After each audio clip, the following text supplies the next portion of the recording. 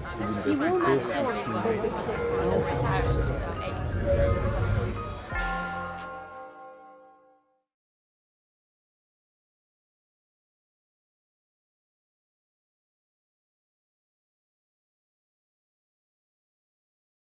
Good afternoon, everyone, and welcome to this double inaugural for two of the university's Humanitas chairs.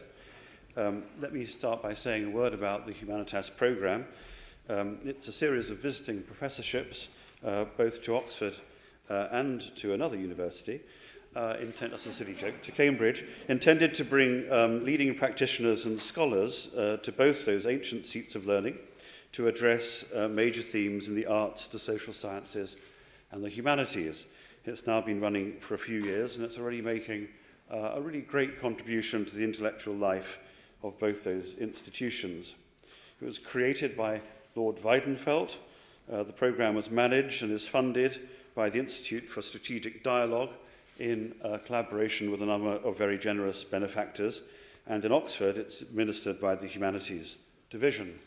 The two Humanitas chairs that we have today are the chair in contemporary art, which is made possible by the great imaginative philanthropy of Ivory Press, and the chair in museums, galleries, and libraries, which is made possible by the tremendous benefaction and generosity of Foster and Partners. So I begin by acknowledging those great acts of philanthropy and thanking those donors and those inspirations on behalf of us all and on behalf of the University of Oxford. So we're here to talk about creativity and about curatorship, which might seem very different sorts of human activity, but it's always seemed to us that they're very closely related kinds of human activity, which is why these two chairs have always been, so far in their history, paired off one with another in joint events. You haven't come to listen to me, but being an Oxford Don, I can't resist telling you one anecdote. My favourite anecdote about a curator. I can't claim I have an enormous repertoire of anecdotes about curators, but my favourite one is about Kenneth Clarke, Lord Clarke of Civilization, who was, as you will all remember, or will all know at least, curator of the National Gallery in London for many years.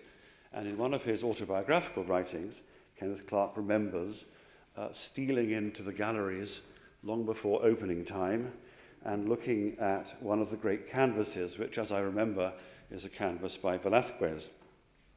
What he does in front of this canvas, in the silence of the empty gallery, is to move slowly to and fro, looking at what's in front of him and trying to find the precise point, the precise distance away from the painting where an abstract arrangement of pigments and paint suddenly modulates into a recognizable human scene with an implied human story. And I like to think of him at 6:30 in the morning, or whatever it is, hovering around trying to find this precise spot where the materials of art somehow magically come together to create an artwork. It happens very vividly for realist painters like Velázquez, but it also would happen for any kind of art, abstract art, film, my own field, poetry. It's a lovely story. I like it for many reasons. I like it partly because it shows the wonderful inwardness that a great curator can have with the works of art that he hangs upon his, or she hangs upon her walls, that something about the intimacy of life with these works of art gains a special kind of inwardness with their powers and their textures and ambiguities. I like it also because of all sorts of questions it raises, some of which I think we're going to touch on in our lectures today. It's great that Clarke was having these extraordinary, valuable experiences, but there's an irony involved in the fact that they were solitary experiences before the doors opened. Clarke was, of course, a fantastically successful curator who established the National Gallery at the very heart of a national culture. And so there's a kind of a tension involved, which is interesting and worth exploring, between the solitariness which makes his own experience so valuable in recollection and the institutional nature of the occasion or the institution in which it took place. And thirdly, it seems to me that in its own way, this little episode shows the sort of juggle or the or the tensions between something very private about the way that we value artworks, but also something very public about the way in which artworks are kept and preserved and cherished. This is a private experience, but happening in a massive public institution. And that sort of brings together many of the intensely private creative decisions, but also the public sorts of context in which those decisions are taken, which must characterize any artwork, but perhaps especially artworks that grow against a background of conflict and civil strife and historical trauma. So it's in the belief that these apparently different disciplines of curatorship and creativity actually have a very rich overlap and therefore a very rich kind of dialogue that we are delighted to have with us today the incumbents of these two chairs. The Humanitas Professorship of Contemporary Art, which is based at Magdalen and looked after by my colleagues Christine Ferdinand and Paul Bonaventura, and the Humanities Professor for Museums, Galleries and Libraries, based at Balliol and looked after by me. My name is Seamus Perry. This year's Professor of Contemporary Art is William Kentridge, who's one of the most successful, preeminent and internationally distinguished artists of South Africa. He's a student of politics, of mime, of theatre, whose works encompass TV, film, theatrical expression, and very much else as well. The diversity of the media in which he imagines is reflected in the diversity of venues in which his work has been exhibited, which include the Louvre, La Scala, both the Metropolitan Opera and the Museum of Modern Art in New York. There's a touring exhibition currently going around Britain under the auspices of the Hayward, and he has also recently appeared in São Paulo, the relevance of which will become immediately clear. In 2010, he received the Kyoto Prize in recognition of his contributions in the fields of art and philosophy. In 2011, he was elected an honorary member of the American Academy of Arts and Letters. And last year, he was the Charles Eliot Norton Lecturer at Harvard. And academic prestige doesn't get much higher than that particular invitation. The director of the gallery in São Paulo, who curated that show, is the current professor, this year's professor of museums, galleries and libraries, Ivo Mesquita, who I'm delighted also to welcome to the platform. He has a very long and distinguished career as a curator, not just in Brazil but around the world, including the Brazilian Pavilion at the 48th Venice Biennale in 1999 and the 53rd in 2009. Between 1996 and 2007, he was a professor at the Center for Curatorial Studies at Bard College in New York. And as well as these many distinctions, he is also a very widely published art critic and theorist of the museum. I'm delighted and honoured to welcome them both here to Oxford today. The running order will be first William Kentridge and then Ivo Mesquita, then we'll have some questions, and then we'll go to the reception next door, where there'll be a chance to grill our two professors further over a glass of Chardonnay. But first, let me hand over to William Kentridge for our first lecture.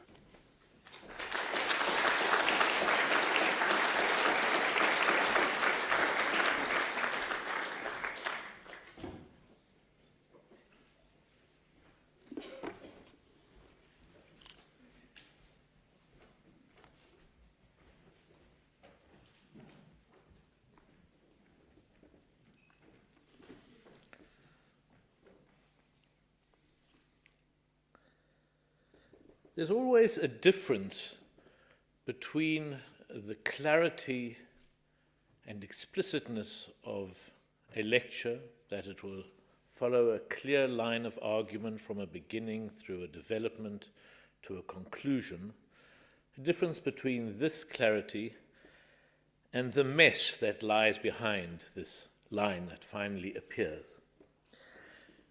It's a bit similar to the question that Freud poses in his interpretation of dreams, where he poses the question, unanswerable, whether in fact dream images appear to us concurrently, all the images at the same time, or consecutively. and whether the order we give to these different images when we describe the dream at the end, which comes out as a linear story, as a film that we can tell ourselves or others, whether this in fact is a kind of violent redistribution or reconstruction of what was in fact a very different series of thoughts. And one of the things I'm interested in looking at today is, as it were, the prehistory of the lecture itself, of what is the nature of those different thoughts and clashing of images and ideas, which in one form or another, through different acts of violence, have to come to resemble the linear progression of thought we associate with the idea of a lecture. This turning of these dream thoughts into the manifest dream Freud refers to as the secondary revision, what we tell ourselves as we're waking up of the story as we try to remember it before it disappears into sleep. And I suppose what I'm doing is an attempt at an interpretation and a deconstruction of this secondary revision. So this notebook, which is sequentially ordered from page 1 to page 10, I'm starting at 1 and I'm going to the end, is very different from the two other notebooks which preceded it, which were full of a mass of different possible ideas, of thoughts that could come together, and which I then had to study in the days and weeks preceding our meeting here, trying to understand what it could have meant, what I could have meant when I wrote these inexplicable statements, which at the time were clear, but which lose their clarity a moment later. And in this, I want to use the studio and the idea of the studio as both the location for this taking of different fragments and constructing something from it, and also the model of what we do when we try to shift between different ideas that are around us to a clarity of a trajectory. Now, the title of this lecture comes from some months ago when I was asked to make up a title and didn't quite know, so I thought, well, I'd talk about what it was in the studio. And at the time it was fairly clear that it would be about the activities of the studio, and there were a couple of other phrases in the book which acted as aid memoirs rather than as clear titles, to know these are things that should be spoken about when we were meeting. And then another couple of phrases that came on which at the time made a reference to something very specific, but which for the life of me I cannot begin to remember what. There must have been an article about people at CERN chasing a muon, but I've forgotten too much about muons to know what the connection was.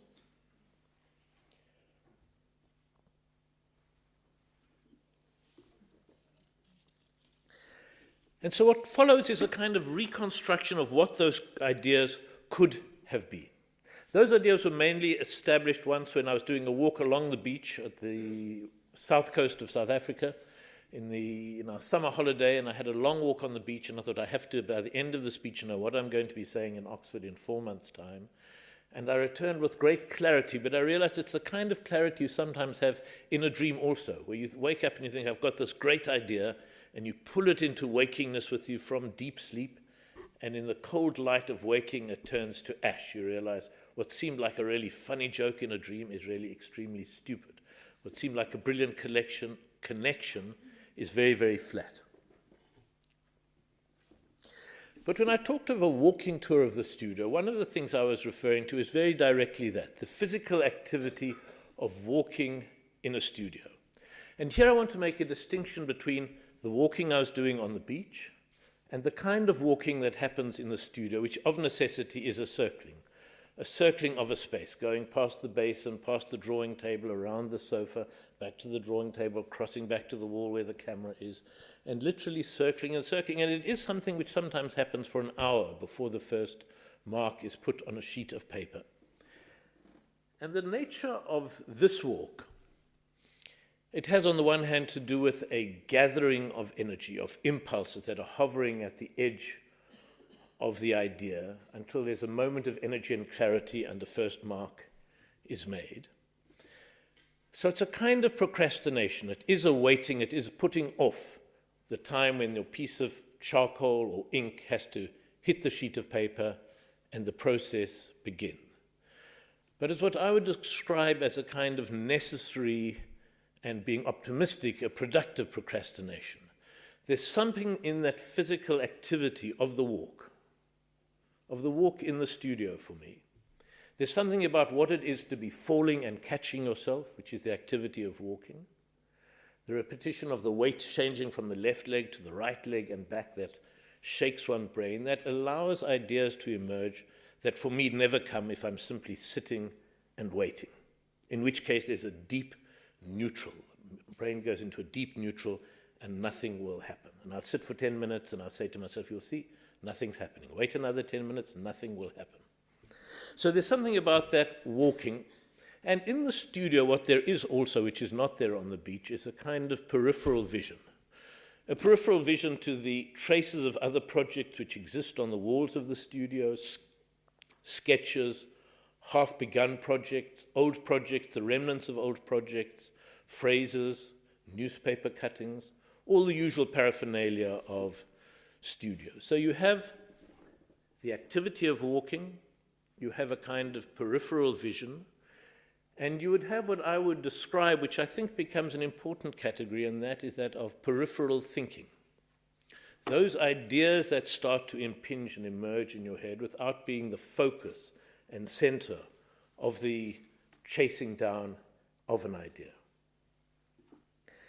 And one of the things that happens in the studio in the process of making, because it is fundamentally a physical activity of making marks, of erasing, of redrawing, of there always being a gap between your head and your thinking and the arm, and a kind of reliance on a motor memory of the hand for ideas to emerge, as well as a direction from the brain, a kind of combination between those two controls and different unconscious memory that seems important. And it's not to say that the motor memory or the action of the hand is the same as one unconscious in dream work at all, but there is something about a different kind of intelligence or approach to understanding that comes in this physical activity of art making.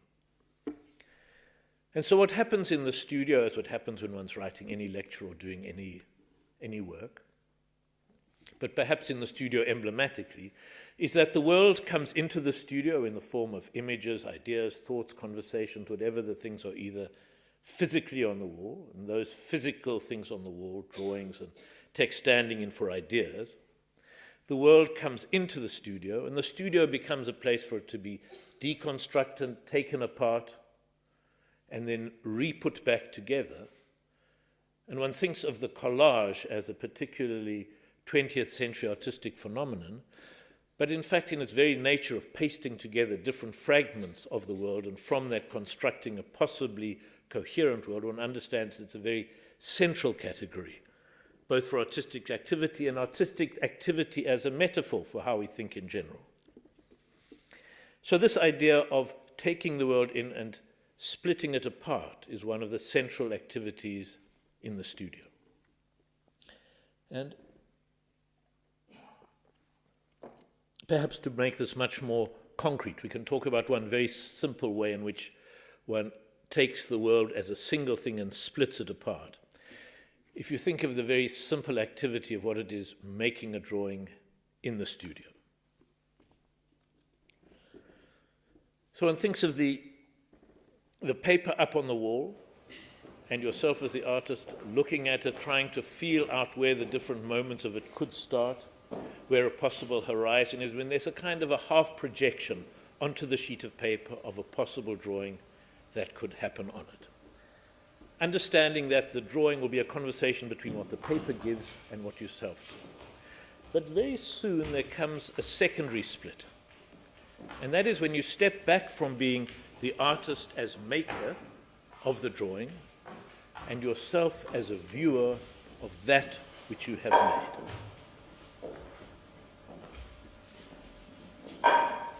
When one steps back as if someone else had made the work, and you can very clearly see that, no, in fact, the shoulder of the rhinoceros is in the wrong place, and who was the idiot drawing it that put it so low? You could see at a moment it's wrong. You must shift it up. And that the whole length of it feels wrong. And you could do it. And you give yourself mentally a series of notes.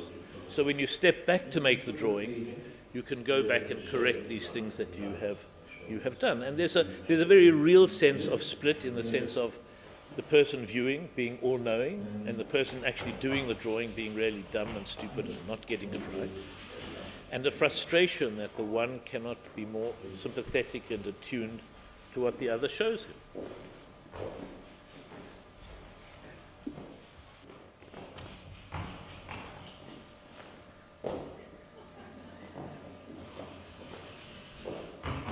I mean, if you could just look and see, you can see that you need to lift the tail.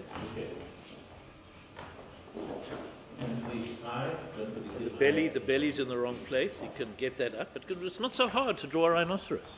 What is the struggle to do this? It's a simple thing. He's done it many times before. You can go it up.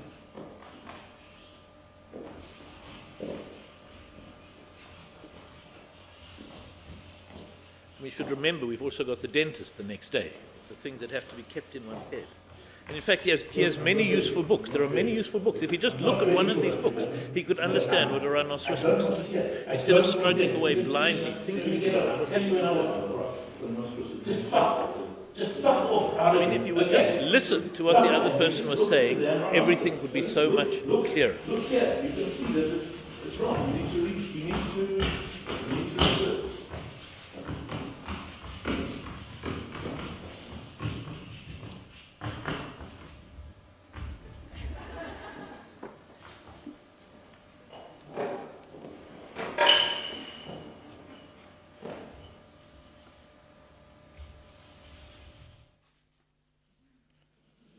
So this is a first example of the kind of split and of taking of the world apart in a very immediate sense, of a shift between oneself as subject being coherent and understanding that this coherence, not to say we aren't coherent, but understanding of the coherence is a construction. And that behind this clarity and certainty of who one is and what one's doing are a series of uncertainties, either in conflict or not in conflict with each other, which one constructs into a possible sense, much as the different possible fragments of the lecture here get constructed into an appearance of coherence.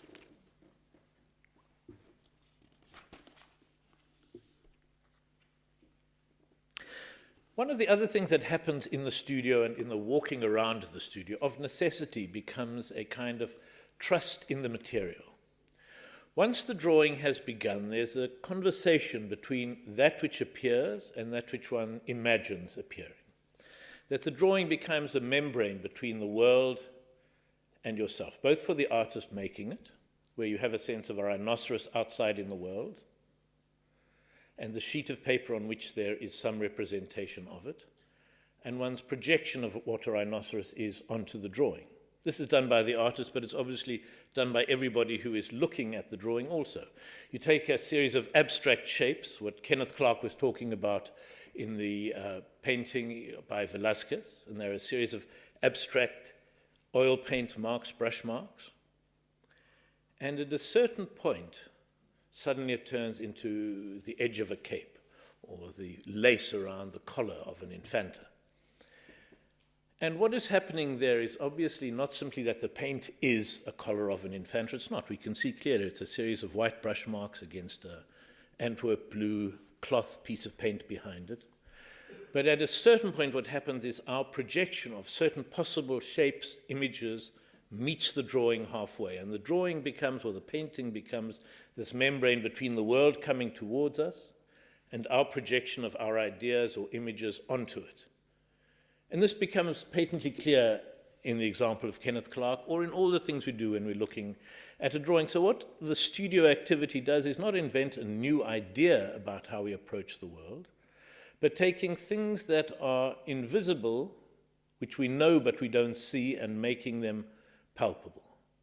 Taking processes that we kind of take for granted and putting them on the center stage as the subject matter of what it is to be at work in the studio.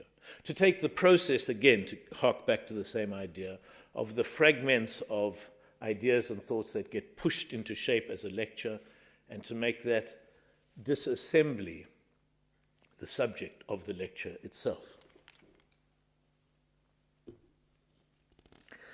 The circling of the studio, which I spoke about, has another echo, an implication, and that has to do with the nature of repetition.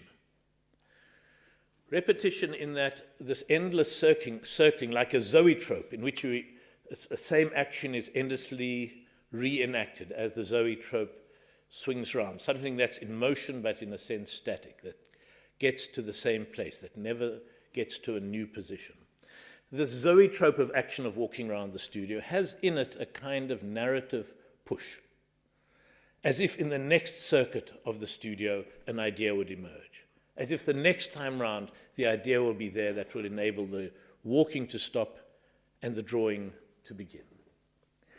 In terms of the lecture, it is echoed in the way in which I find in the old books. The same thing was written 12 times. The same notes were written down 12 times in the hope that in the 13th time of writing there would suddenly be the connection that would enable the next set of ideas to emerge.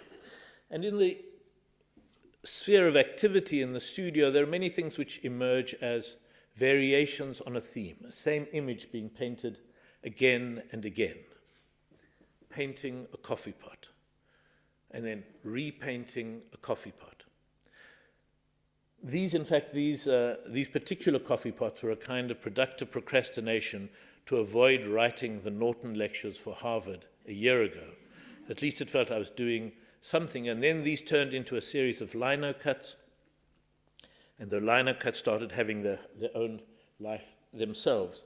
But one of the things that emerged from this painting of these coffee pots endlessly, and there were 20 or 30 of them, and they got turned into a series of lino cuts, was what one hopes for, which is the emergence of a kind of secondary meaning, something that the material itself brings to bear that isn't there in the starting point of the images.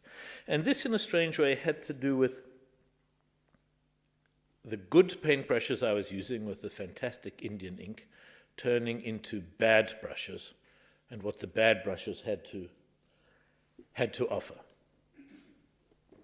So there are some brushes that hold their point very well, like the one I'm using over here, which can hold its shape, and you can do a fat line or a thin line, and it holds itself well.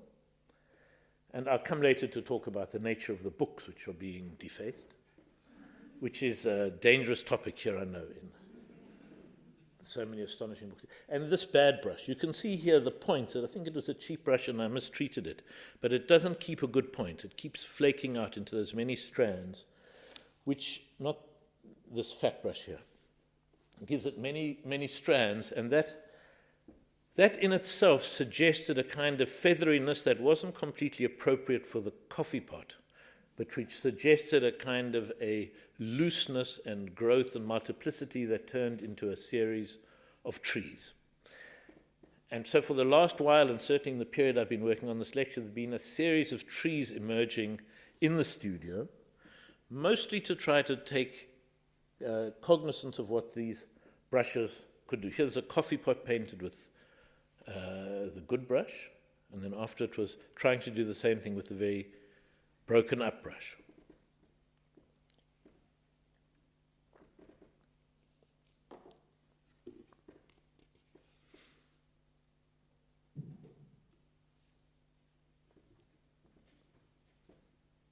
Okay, so that's the broken up brush, which gives a very different kind of mark.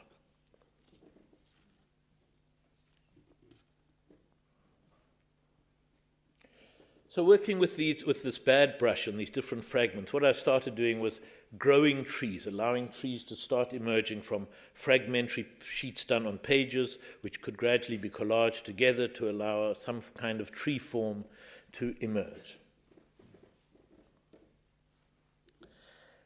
But here, I'm going to pause for a moment. This is where we start to get one of the real messy parts of the lecture, where the clarity of trying to pull the different pieces together stops. And it stops because I'm not sure which of several strands are the true ones, where the truth lies.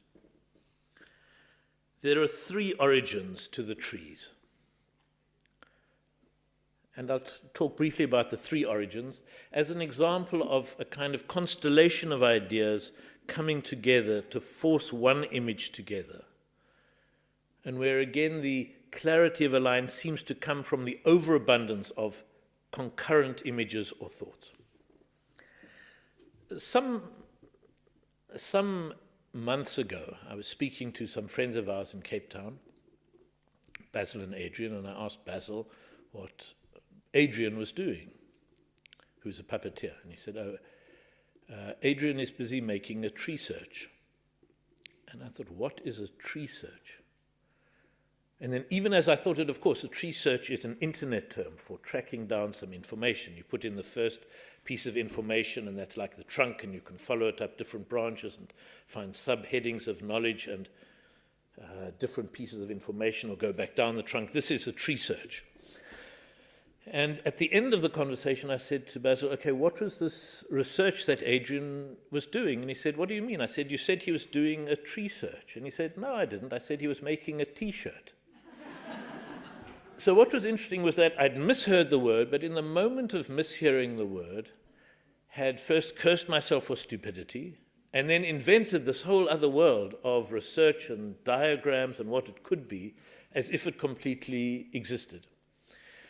And this is interesting not for the idea of a tree search, which is not an intelligent idea, but as a demonstration of the need and the irrepressible need we have of making sense of the world, of taking incoherent fragments, this phrase tree search, and constructing a possible coherence out of it, taking two different phrases, as one would with a dream thought, and making this complicated dream out of it in the same sort of speed one would make an image in a dream. In half a second, this whole etymology and history and examples of tree search is all there. That was the one origin of the trees, and in a way the trees that I was constructing became a kind of demonstration of this tree search. But there's another completely different line of possible origins of these trees which are being drawn. And this again has to do with etymology. Between the ages of 3 and 6, when I was between the ages of 3 and 6, my father, who was a lawyer in South Africa, was working every day on what was known as the treason trial, a trial of 156 members of the African National Congress who were on trial for treason, including Nelson Mandela, between 1958 and 1961. In the end, they were finally all released and acquitted. But to my 4 or 5-year-old head or 3-year-old head, I always had the association much more domestically. At the bottom of our garden, there was a group of fir trees, and on our stoep we had a mosaic table, which we used to talk about the tiles on the table. So for me, for all those years, my father went off every day to the treason tile. And my wife said to me, oh my God, you're still painting the damn treason trial, which are these trees made up out of different sheets of paper, like different tiles that go together. So that's another possible origin of the overdetermination of the ideas of these trees. And the third origin of the possible of these trees has to do with the nature of painting in books, of taking, in this case, I suppose appropriately, 19 copies of the 1953 edition of the Shorter Oxford English Dictionary, published here from Oxford, and constructing these trees and their texts on their pages. And the texts that emerged were both a mixture of phrases that I needed for this lecture and other phrases that were floating around the studio to be used at some later stage.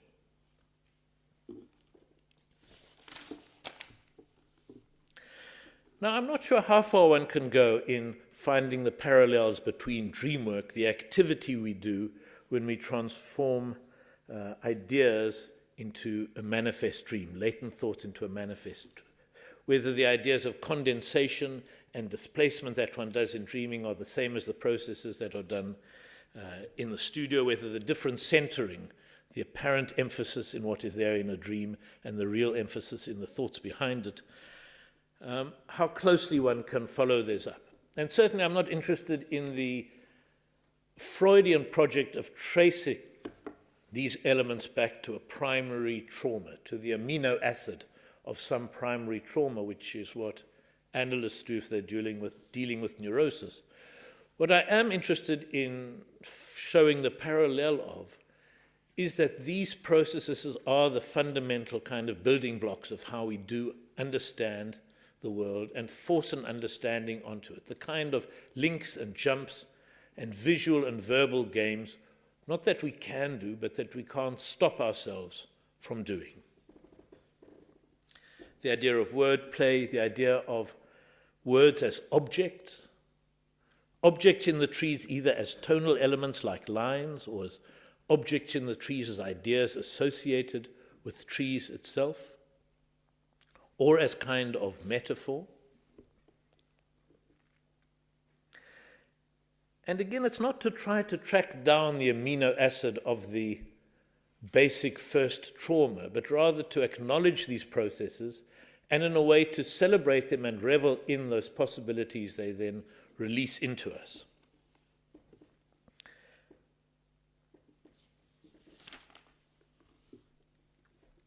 Now, on the beach when I was doing the first walk, and that's when the first time I thought, this feels to me like I should be talking about dream work. And it was only much later when I was back off the beach that I thought, I'd better read the 300 pages in the Interpretations of Dreams on dream work, which I hadn't looked at for 20 years. And found moments of coalescing. For example, I discovered that Freud talks a lot about the rebus as an idea. A rebus in which you take words and phrases and images and take the sound of an image like an I to mean the same as I, and make those kinds of connections which allow for visual or linguistic absurdities, but which can translate into a different kind of sense.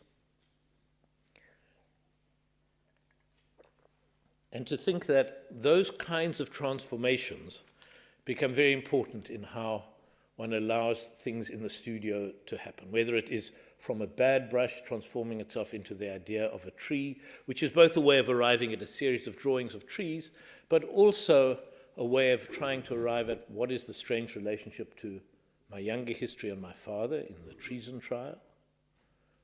What is the relationship of ideas sprouting from a tree, without having to say, the fundamental reason is A or B, but allowing the multiplicity of reasons to flow along.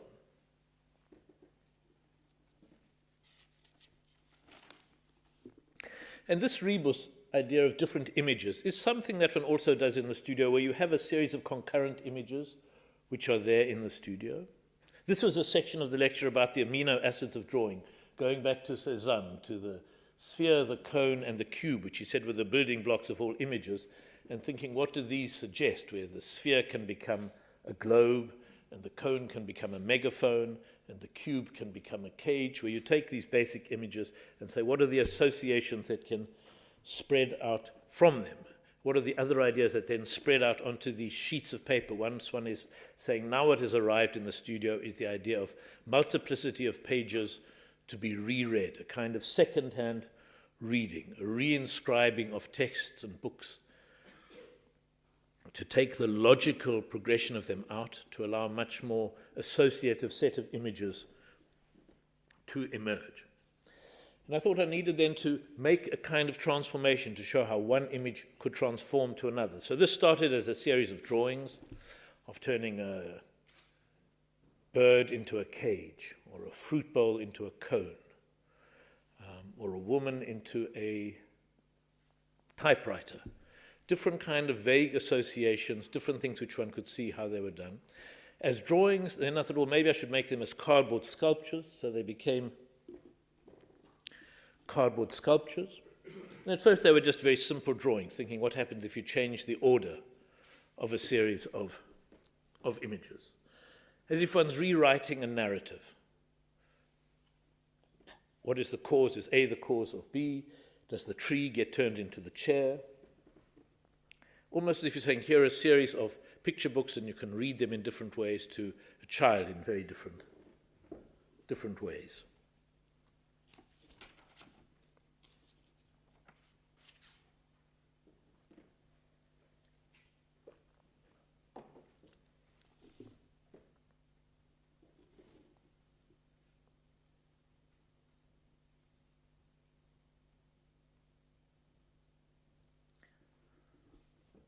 And after this, they changed from these drawings into pieces of cardboard cutout, and from the cardboard cutout into three-dimensional objects, like these in which the sculptures themselves would turn and transform from a fruit bowl to the cone, from the megaphone to a square.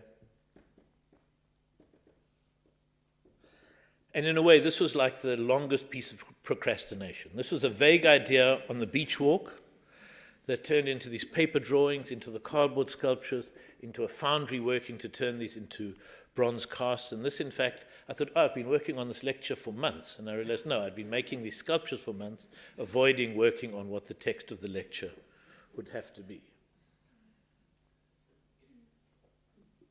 As if it's a kind of hieroglyph in which there's an invitation to the viewer to make a possible sense or nonsense, or to take simply the possibility of sense as what it is that they offer rather than an actual interpretation.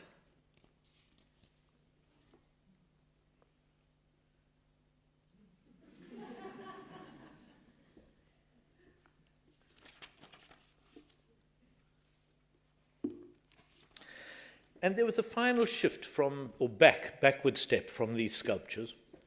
And that was taking all the sheets of paper which had been accumulating during this time of phrases, of images that were being used for sculpture, and saying, right, let them go back into a book. And the book, like the tree, gets kind of overdetermined. There are multiplicity, there's a surplus of reasons for the book to re-emerge. Firstly, it has to do with the kind of paper or the kind of text. So certain books call to be drawn on by the way in which they absorb charcoal. There's some in which are very shiny paper in which you can brush a charcoal mark off very easily. There are certain books which aren't well sized, so they absorb Indian ink like blotting paper. And there are other sheets which hold the ink very beautifully and keep their flatness, like these pages of the Oxford Dictionary. There's a possibility of multiplicity, that you buy one volume and there are 970 or 1,270 pages waiting to be drawn. And you think of what it is in a dictionary that has to do with abundance of words. So many words one will never want, but one is so happy to have that 3 kilograms of weight in one's hand.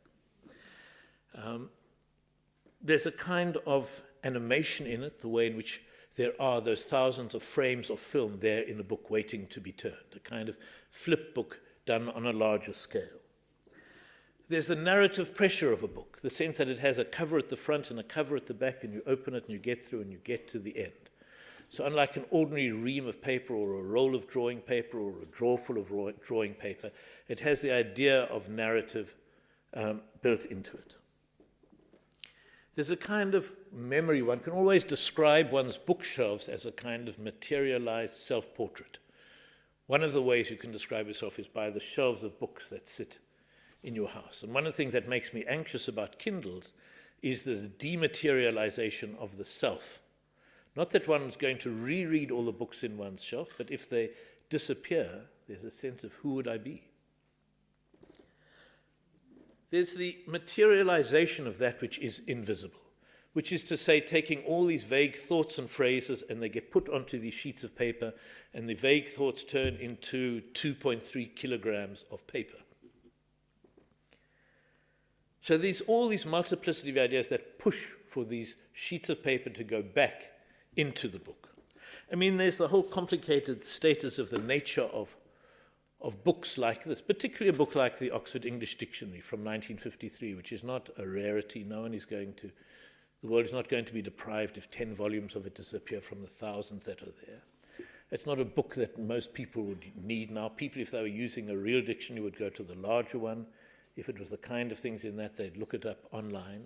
We used to have a battle in our house between my wife and myself on one hand and the children on the other, when a word had to be found, when we would run off to the library and they would go to their computers. But then internet speeds got faster in South Africa, and in truth, we all now just look it up on our phones. So there's a way in which that particular kind of book, of which one finds every second-hand bookstore loaded down, become a treasure trove of raw material. And let it be said, let me reassure people who are the guardians of wonderful rare books here at Oxford that there are no really old or valuable books that I have chosen to draw on. It's not about an iconoclasm. It's about a rereading, a reusing of the implicit thought inside those. So in the end, after having gone through notes and notebooks, drawings and sculpture, what emerged at the end of the process, and in fact is the ongoing part of this lecture, which continues past it to be finished in the next month, is the start of a kind of flipbook, which is both about a narrative, it starts at the beginning and will eventually get to the end, but which acknowledges repetition, inconsistency, illogicality as part of its material. So I'm going to finish by showing a fragment of a work in process. And I'm not certain whether the book that I'm showing and whether the lecture that I'm giving now is simply a prelude to get to this book which is finally being made, or whether in fact the two together constitute the actual work.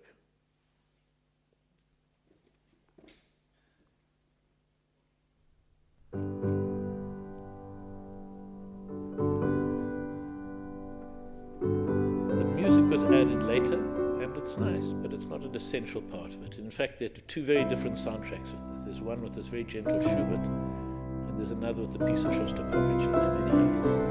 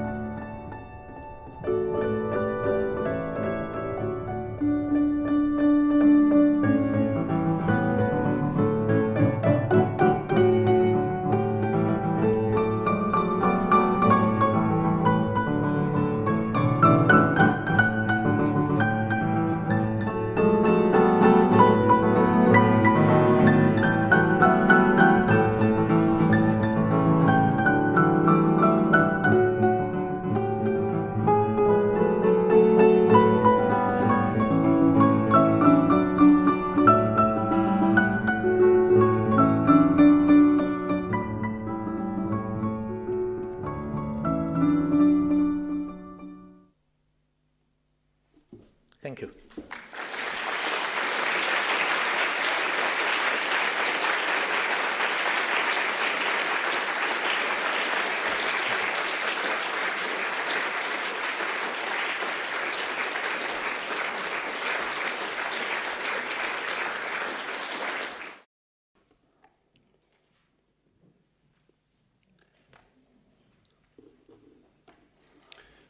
Good afternoon. Thanks a lot for coming, to have your presence here. I am very pleased and honored by this opportunity to take part of this beautiful program, the Humanitas Visiting Professorship. And so I would like to thank Oxford University, Balliol College, the Humanitas program for this invitation. It's quite a special for me to be here and I thank you for that. I also like to thank your foster partner, Ivory Press, for their support to this program, and Elena and Norman, thank you so much for being here this morning. It's beautiful, it's lindo verlos acá. I also, I'm very special, have a very special acknowledgement for Shimus Perry, Natalia Buka-Kova, Bo Bonaventura, and Claire Oxenberg for their welcoming way of organizing everything for me to be here. Unfortunately, I have to read because I'm not so good with public presentations, and also despite my experiences as professor in an American college, I never felt comfortable without reading what I have to say. So sorry, it's going to take a little time here, but let's go. Museums, experience versus numbers. Before starting to write the text for this presentation, I read the speeches of the two previous participants of the Humanities Visiting Professorship, Glenn Lowry, director of MoMA, New York, and Michael Rodgen, director of MFA Boston, both respected and admirable professionals who have headed up a great initiative. Out of respect to them and to this professorship, I feel it is important to avoid being redundant, since the general terms, the organizations for which we are responsible, the art museums, are founded on the democratic principle that underpin our society, as well as on the tradition of their Western art history. And the problem the museums faces, the public, financing, legitimacy, the financial crisis, collections, the market, unions, are more or less the same, since they have currently become immensely popular as important strategy of the cultural and tourism industry, driving a large and powerful segment of the economy. But it's important to note that even though art museums all have basically the same purposes and actions: collecting, preserving, researching, exhibiting, educating. And despite the fact that art system is increasingly integrated and interdependent in the context of globalization, museums differ from each other considerably in terms of the role they carry out within their respective communities. They all have different notions concerning the nature and the scale of their communities, and it is difficult to even gain a precise idea of what the community is for museums that receive more than 1 million visitors a year. Perhaps the boards, committees, friends association, and members are the closest things to a community that they know, in light of the weight these organizations have, especially in regard to the tourism industry that drops off busloads of visitors at their front doors every day. It could be said that today the MoMA is no longer a museum of New York, but a museum located in New York, just as the Tate today is in London, the Bourbourg in Paris, and the Reina Sofia in Madrid.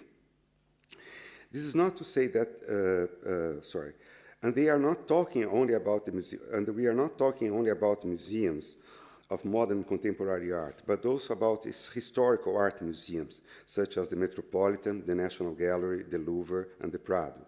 This is not to say that they haven't developed some successful program aimed at local segments and partners, but this local audience is not what justifies the investments made in them.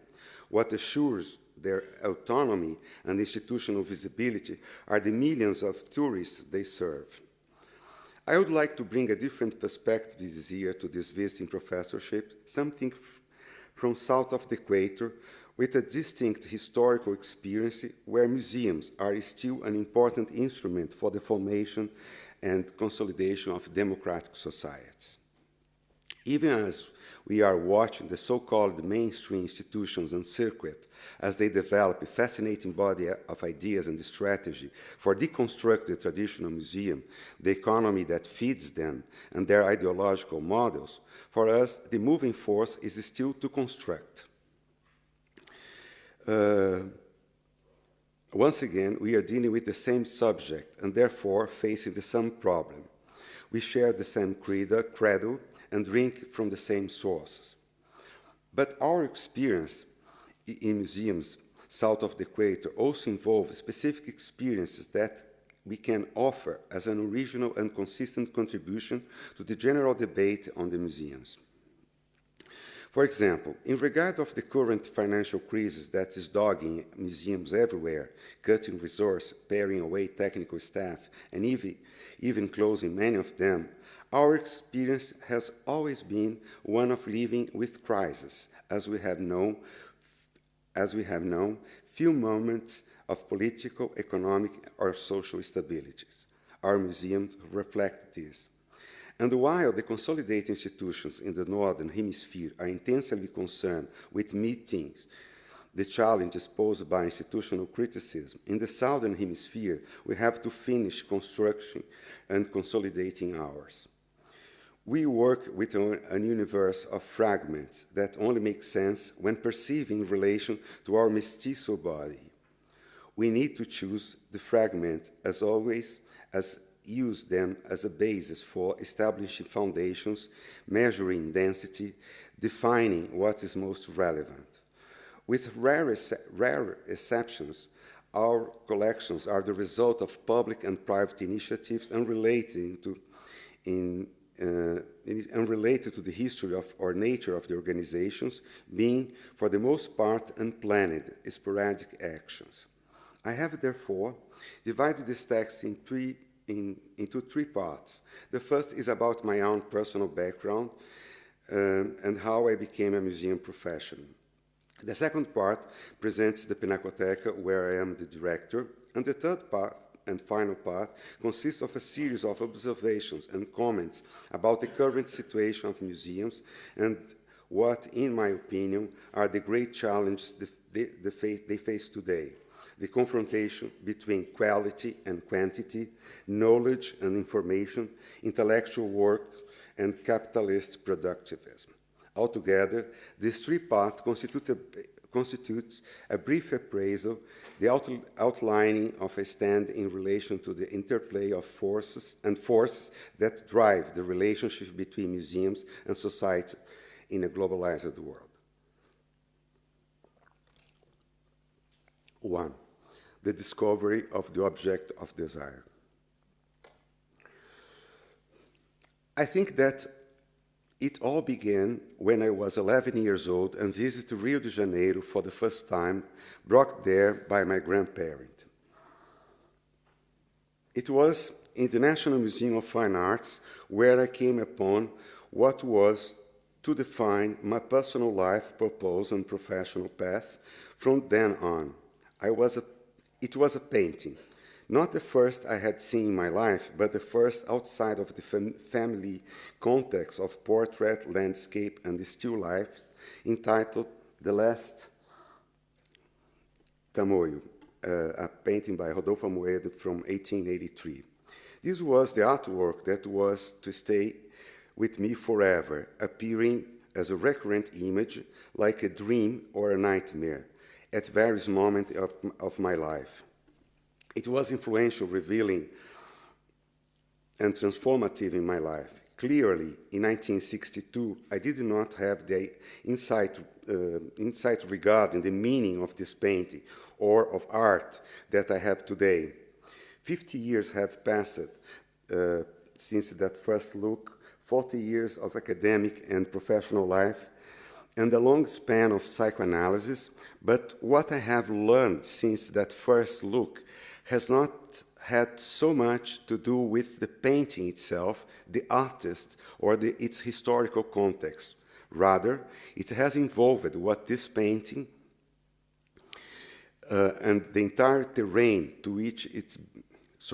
Rather, it has involved what this painting and the entire terrain to which it belongs have taught me about myself as a subjectivity, as an individual, and about where the transformative and liberating power of art resides. The scene depicted in the painting, a sort of pietà, representing a cleric cradling the body of a naked Indian, lying dead at the seashore at the end of an overcast and gloomy day, as conveyed by the narrative atmosphere. The painting's theme referred to an episode in Brazil's colonial history, a war between Portuguese around 1560, between Portuguese and the Tamoios, who refused to be enslaved. The war wound up decimating this tribe, and about 300 years later, the occurrence was used as a theme of an epic romantic poem of great success in its time, The Confederation of the Tamoios, by Gonçalves de Magalhães. This literary work was a source of inspiration for the painter Amoedo in conceiving this work, which he painted in Paris during an artist's residence granted by the Emperor of Brazil. For me, the question was of another order. Not knowing about the narrative or the literature concerning the painting, what impressed me as a student in an all-boys Jesuit school was the nudity of the heroic body in counterpoint to the totally clothed cleric who cradled him in a Christian manner. Regardless of the epic and moral sense of this narrative, the most evident thing is the eroticism of the depiction, which is strongly present despite the conventional nature of its composition, the rules and procedures that structure its representation. In other words, the last Tamoio evoked in me something that I would only understand many years later upon reading and studying the Scopic drive and the theory of art as a product of sublimation based on the text of Sigmund Freud, Leonardo da Vinci, A Memory of His Childhood. For me, that image freed in my imagination a projection, a fantasy. And in the museum, there were much more images of that kind, which until that moment I had been prevented from seeing at home and at school by the censorship of films, books, and magazines as unsuitable for child's eyes.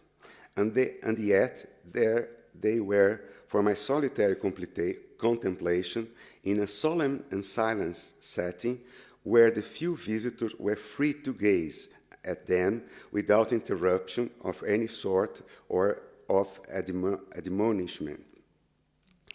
I was free to look in amazement at those paintings from the past, at the realm of beauty, which, although they not look as real as the photographed images of the same sort, still managed to be just as unsettling and provocative. I filled me with an immense and previously unknown feeling of freedom. 5 years later, after that revealing experience with art, in that I discovered the museum of a place without censorship. In 1967, I experienced my first visit to the São Paulo Bienal, a space dedicated primarily to contemporary art. At that moment, despite the military coup in 1964, Brazil was still experiencing an explosion of creativity in cinema, theater, arts, visual arts, music, and literature. Under the impact of the confrontational and transformative socio-political mindset of the hippie movement, the sexual revolution, pacifism, and the hallucinogens, and the 9th São Paulo Bienal was a memorable show due to its energy, the vehemence with which it treated the real world and the intellectual political debate. It was a festival of colors, sound, and interactive artworks with an unconventional critical aesthetic which has no longer abstraction or concrete art. This was the last of a series of important shows of modern contemporary art that the Bienal has presented since its outset in 1951, before the censorship imposed on art, information, and culture by Brazilian military government starting in 1968. For me, personally, it was an unforgettable episode that once again gave me the sensation of freedom, the experience of a place and a practice where it seemed that everything was possible and permitted. That was the moment when I gained clear awareness of my vocation and what really interested me. From then on, everything brought me towards where I am now.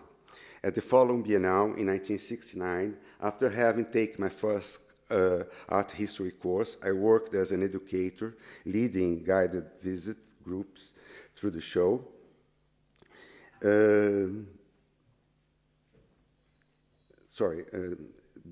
Leading guided visits through the show. And I did that during the whole time I was graduating journalism at the São Paulo University. I also attended an alternative school for training of artists, where I learned how to look at the work of art and about artistic process.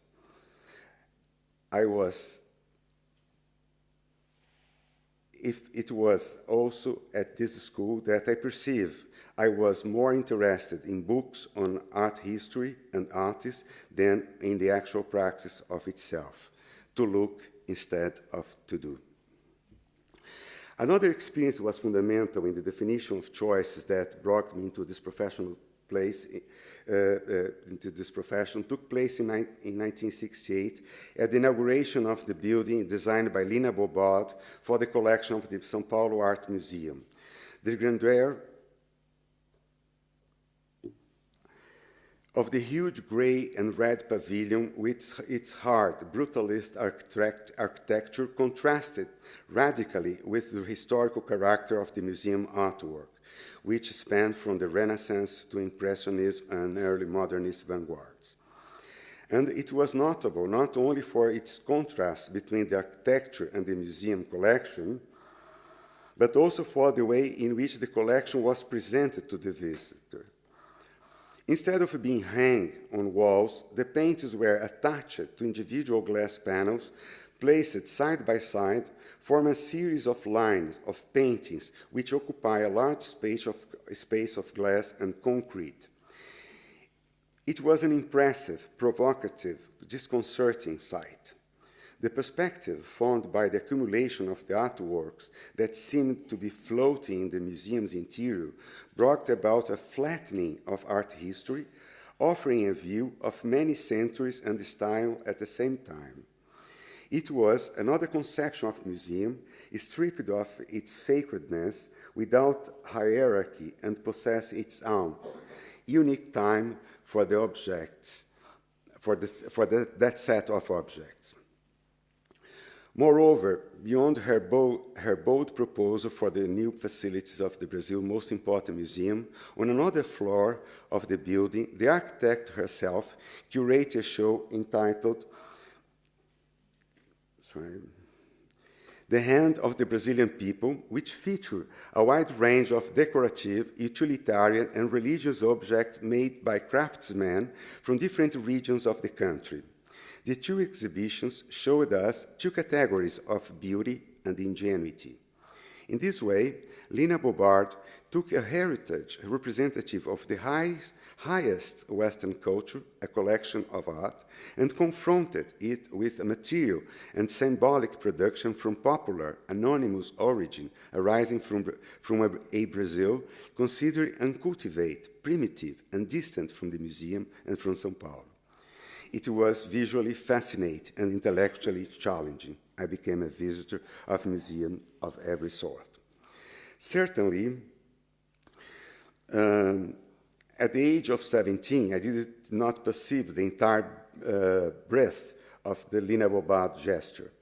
She was making a tabula rasa of art history, deconstructing the notion of the Fine Arts Museum in order to propose an experience of the museum couched in a perspective of those members of society who had not participated in the construction of the narrative conveyed by the works in the collection. In this way, the museum finally offered a portrait of Brazil, of its societies and values, and its paradoxes and contradictions. It taught us a new way of looking at art from a marginal perspective. Its proposal politicizes the museum at a moment of great political protest and countercultural movements. In 1974, I enrolled again the São Paulo University for a postgraduate program in art history.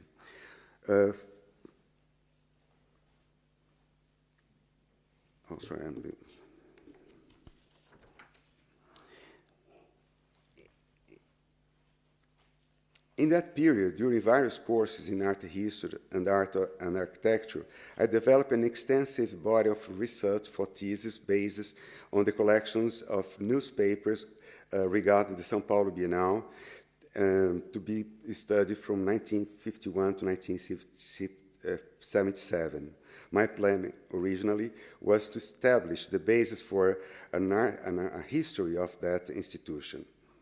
But when I was finishing the thesis, I received an invitation to work at São Paulo Bienal in 1998 as a curatorial assistant, which completely changed my academic plans.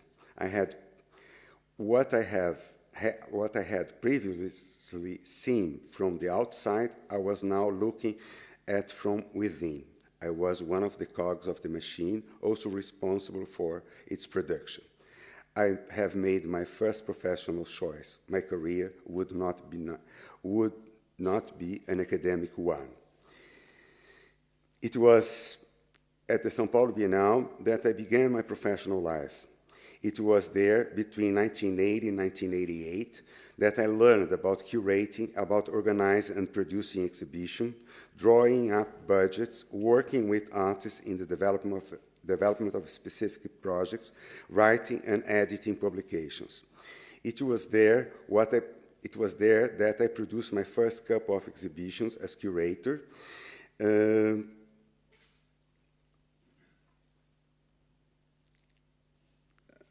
produced my first exhibition as curator.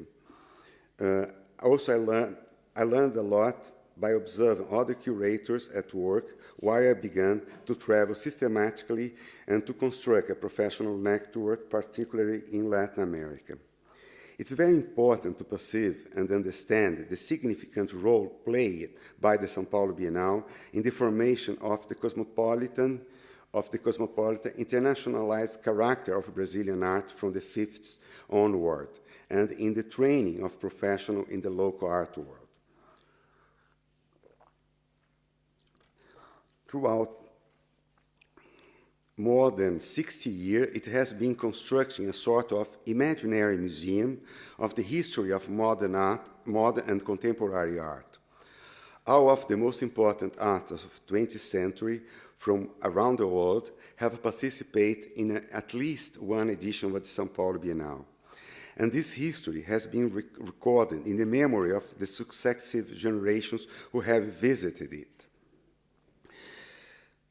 Its legacy is immaterial. It has not accumulated a collection. Rather, its legacy resides in the experience of the gaze that it renews every 2 years in how it has educated the public with a taste for the contemporary art. Even at the lowest ebbs of its history, there was always something new and known, which made it worthwhile to be there.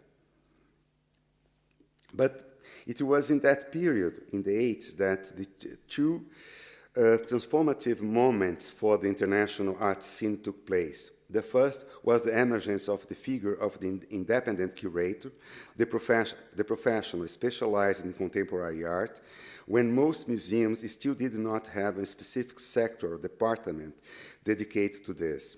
These independent curators were to become important agents in the process of globalization of the visual arts circuit, organize and participate in art biennials and fairs, programs of governmental agency, and artist residence projects.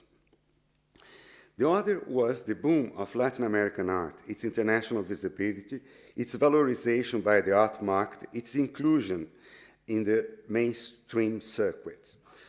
What originally was rapidly institutionalized with the creation of funds,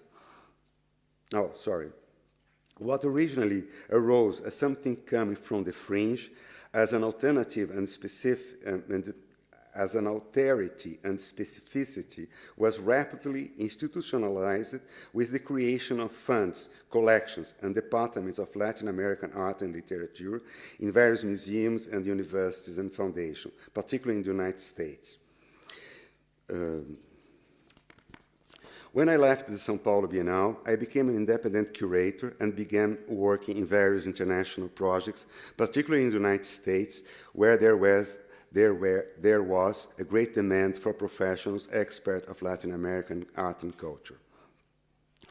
There were various projects that included me in an expert's role, and I was invited to give classes at the Center for Curatorial Studies of Bard College in New York in 1996, where I stayed for 11 years. The environment in a university is always more favorable for the work of research and investigation without the pressure of the world of organization and institutions such as museums and cultural centers. 2. The Pinacoteca do Estado, a contemporary museum of art history. I'm running a little bit late here. I go a little bit fast in this part.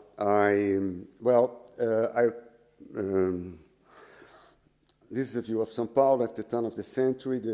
You have the train station in front, and then on the right side of the images is the Pinacoteca.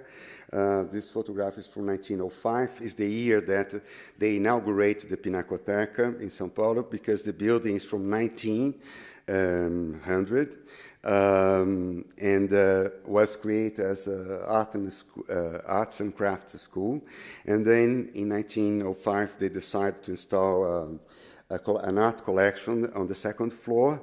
And time went by, the school moved from that building, just to see a view of São Paulo from the same time. This is Pinacoteca in a view of 1982. And this is the current view of the entrance, the main entrance. We changed the entrance of the museum from the avenue to the park. We are near a park. So, the Pinacoteca is a state museum, belongs to the São Paulo state, and is our collection with more than 10,000 objects. Goes from colonial to date. This means that our program has to cover all these artistic periods and presenting this through the collection, but also through a temporary exhibition program. One of the main, this is our second facility, is by the same architect from this building. The first is from 1900. This is from 1913 by the same Brazilian architect, Ramos de Azevedo, who did all this kind of eclectic style in transforming São Paulo in an international capital or a cosmopolitan urban capital that it was not until the end of the 19th century. Another peculiarity about Pinacoteca is that despite we are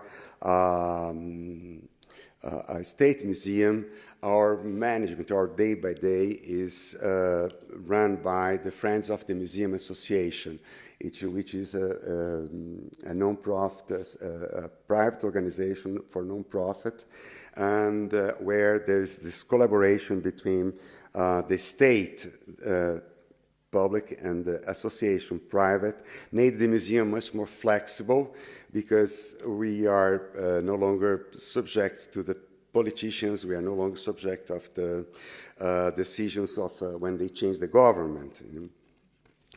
Another thing is that, back to Pinacoteca, in Okay, this is some of the interesting things, despite it is a historical art history museum.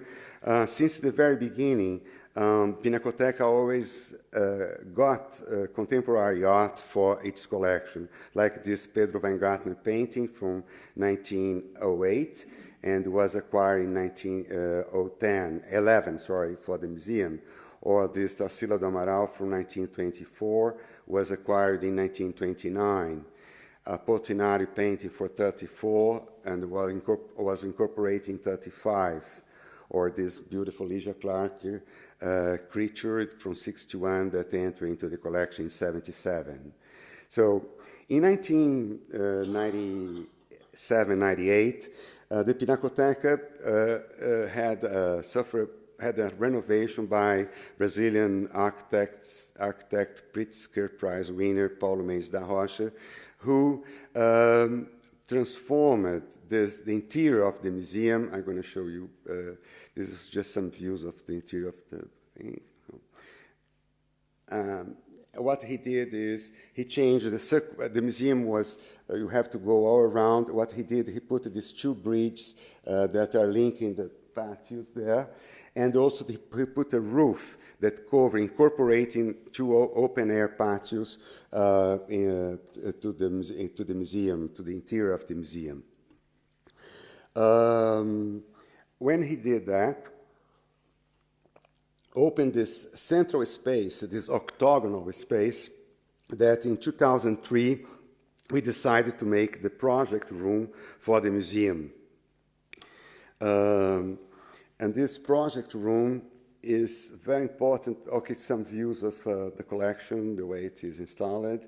We always, in many of the galleries, we always have contemporary art in dialogue with the historical art. This is a strategy of our educational department. A reading room. This is a view of Walter Sucalda, because we do shows Brazilians, international contemporary modernist master, historical masters, and we have to produce some of the shows, and some of the shows we produce in partnership with some Brazilians or international organizations. So this octagonal space became the center of the museum, because in the past, you have to go all around to leave. Now, every time you can cross the museum, and then you cross this central space, you see contemporary art. As I mentioned before, the fact that we have to attend different periods of art history is important to keep in the center of the museum this contemporary art, making affirmative that the contemporary eyes is that what governs the museum. So this is a few projects developed by Brazilian artists. This is João Loureiro, this beautiful blue whale is life-size and was done based on a computer scanner, and is covered with blue jeans. So this is a piece by Celeste Boursier-Mougenot, Variation. It's a sort of Japanese garden with these pools with warm water, where there's all these bowls in porcelain. They keep floating, and when they touch each other, they make a sound. So this is very kind of Zen garden creating the interior of the museum. This is a project by Pedro Cabrita Reis, the Portuguese artist. Just a beautiful sculpture based on the deposition painting by Mantegna. This is José Bechara, who filled the whole space with tables, with these two chairs. Okay, let's talk. And of course, it's a personal history, because this is just an anecdote about this piece, because he was doing this piece while he had a personal problem at home. That gives the title. Okay, let's talk. So. And this is a project by Olafur Eliasson. Take your time. He installed this floating, circulating mirror in the top of the octagonal space, and you can see the back. You can see the roof. Some other view of the piece by the effect of the piece by Olafur. After 10 years of intense work, the Pinacoteca has established itself as a benchmark institution representing a change of paradigm for Brazilian museums. In the same period, other institutions have flourished throughout the country, such as the Fundação Iberê Camargo in Porto Alegre, the Museu Oscar Niemeyer in Curitiba, and the Instituto Moreira Salles in Rio de Janeiro, where the beautiful project of the Museu de Arte do Rio Mar has recently inaugurated. We can also observe important change in museums throughout the Latin American continent, such as the creation of the Museum de Arte Latino-Americano in Buenos Aires, the advances of the Museum of Art de Lima, the Museu Banco de la República in Bogotá, and the Museu Universitário de Arte Contemporâneo in Mexico, as well as the magnificent projects and programs of the Museu de Antioquia in Medellin. We have certainly constructed a network of collaboration that is still not very systematic, and yet has led some productive and satisfying results. Nevertheless, none of these organizations can be described as consolidated, nor can they rest assured of the permanence of their technical and professional structure, their policies and programs, which are currently providing them with widespread visibility. They need to be consolidated, effectuated. This is the stage at which we found ourselves. Nothing is assured, as it is proven by the museums of art in Venezuela, which up until the 90s were considered among the best in Latin America, only to be subsequently devastated by the cultural policies of Hugo Chavez. As I mentioned earlier, we live in a state of crisis. The apparent vigor of the economy of some Latin American countries at this moment makes their museums attractive to the international commerce of exhibition, creating a strong north-south dialogue that is much more intense than the south-south one. The fact that there is no effective network of inter-museums collaboration, of systematic relation between neighboring countries, only reveals the paucity and frailty of our institution. Concerning this affluent commerce of exhibition that crosses the Atlantic from north to south, I would like to make two observations. The first is that although all of the shows, if well produced, are certainly welcome, the question is that they are offered as sealed packages, their contents closed, their mediation finalized. Perhaps they could achieve better results and leave something more effective and permanent beyond the spectacular that many of them have offered. This is a question of seeking new models of collaboration based on a deepened interchange, which takes into consideration the specificities, demands, and programs of the host institution. It's important to remember, in these days of globalized markets, all the commerce is an exchange, and therefore should always be a two-way street. The other has to do with the growing presence of sponsors and philanthropists from Latin America who were either born or resident there, who serve as members on the boards of friends and the sponsors of international museums such as MoMA, Tate, Beaubourg, Reina Sofia, to whom they bring generous donations and have allowed for the formation of significant collections of Latin America in these institutions. This is well and good, since it is beneficial to both sides. The question is that these new international patrons of the arts could be stimulated by the same organization to also contribute to the museums of their own countries, most of which are not able to maintain a consistent and significant collection of local art, even though it has recently become mainstream.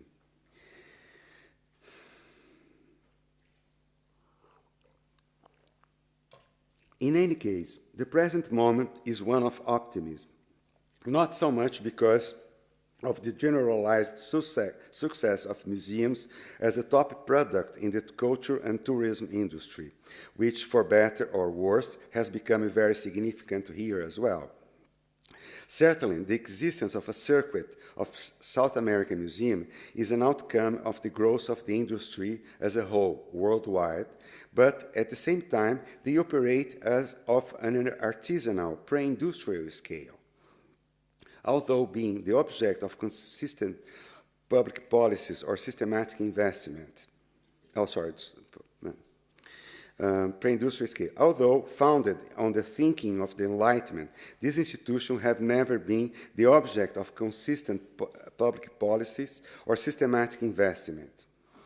At the Pinacoteca, we have only very recently been able to ground our program and initiative on the basis of the collection understood as a collective material and symbolic heritage, able to transform the museum into a space of differentiated, unique experiences. We must affirm it at every moment as an essential apparatus for any project of basic collective education in light of the pressing needs of our society and the need to educate and raise awareness among individuals in order for them to think critically and fulfill their role as citizens. In parallel to this, we must also work to maintain relation with the specific public of the art museum, with artists and collectors, since we depend on them to continue and develop our collections and our programs. With the other local, also have to relations with the other local institutions, since we need a consolidated circuit, a strong economy and in the circuit. And finally, with the new patrons of the art, the companies and corporations who have been encouraged by marketing and tax incentive, tax deductions to take over the role of the state, which has removed itself from the management of culture. By discussing all of this constitutive aspect of a Brazilian museum, what I'm actually seeking to convey, and here I am not speaking only about the Pinacoteca, but about a Latin American perspective, is the context in which these museums and their professions operate, which is somewhat specific to this latitude in the world, this culture, this moment. My aim here is not to take the role of a victim, which we are not. Rather, I'm calling attention to the specificity of the questions we must face.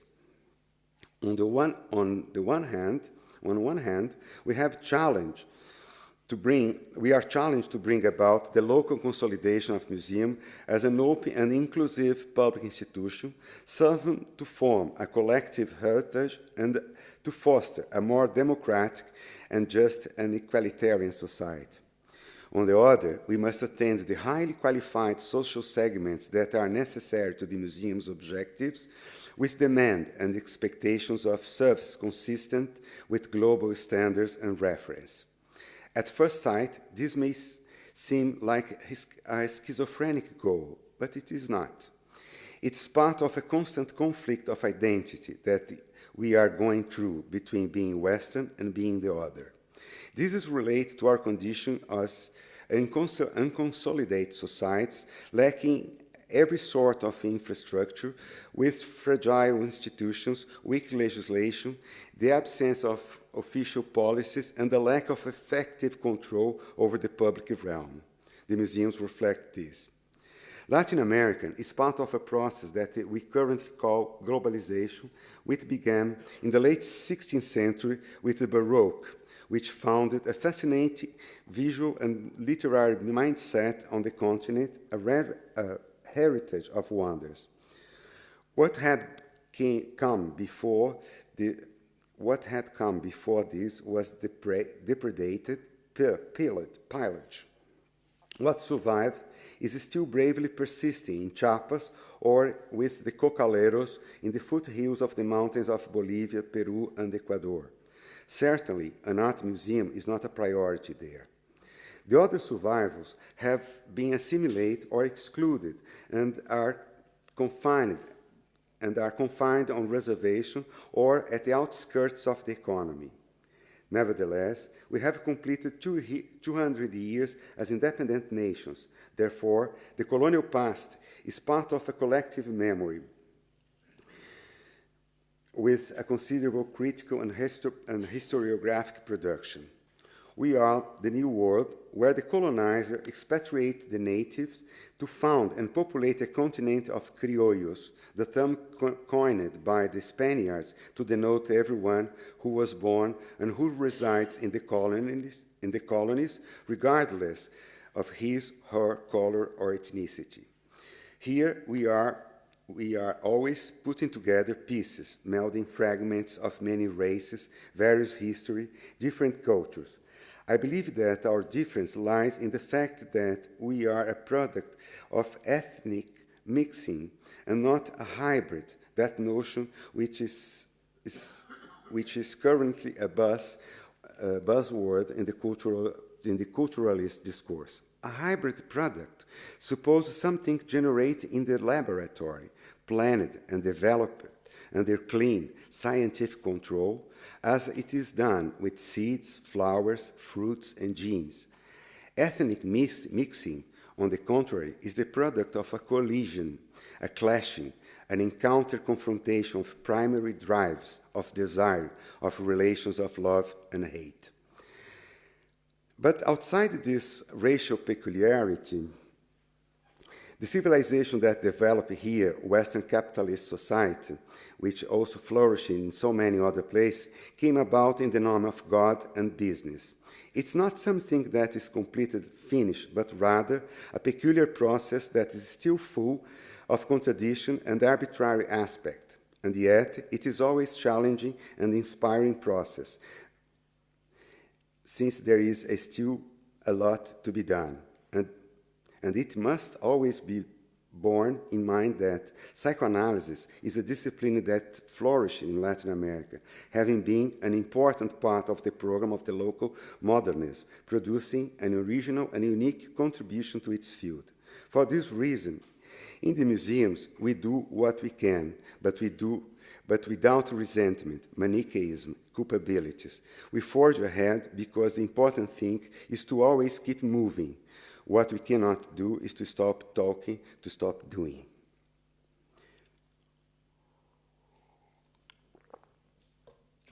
Three, experience versus numbers. Sorry,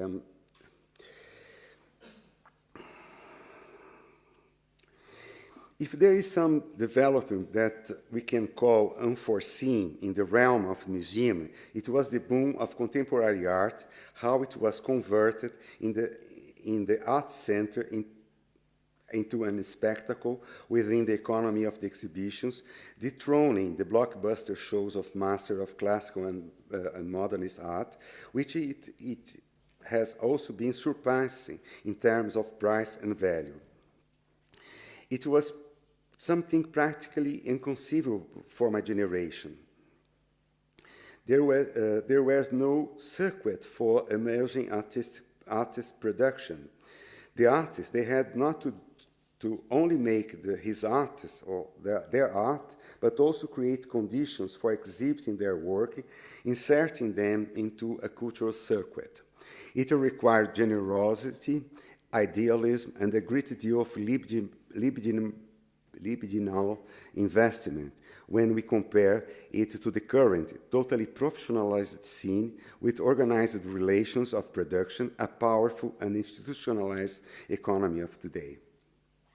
Certainly, there was something underway at pioneering museums such as the Stedelijk in Amsterdam, the Moderne Museet in Stockholm, or the Kunsthal of Bern, among many others, which had expressed commitment with the promotion of contemporary art that was more cutting-edge and experimental, to use a term from the time, lending it some institutional visibility. But it was after the opening of Beaubourg in Paris that this process seems to have accelerated, becoming large scale with intense mediatic visibility.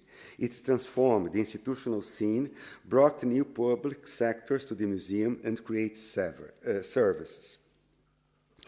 Up to then, the museums were above all a conservatory responsible for collecting and preserving the nation's material and symbolic heritage, representing the highest degree of wealth, power, development, and civilization.